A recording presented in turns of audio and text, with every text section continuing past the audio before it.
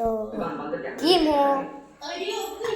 આજે હું તમને બતાડવાનો સિટી આ 2 રૂપિયા વાળી આ તૂટેલી નક્કી વર્સિસ આ કુકડો જો કોણ જીતે પેલા 2 રૂપિયા વાળી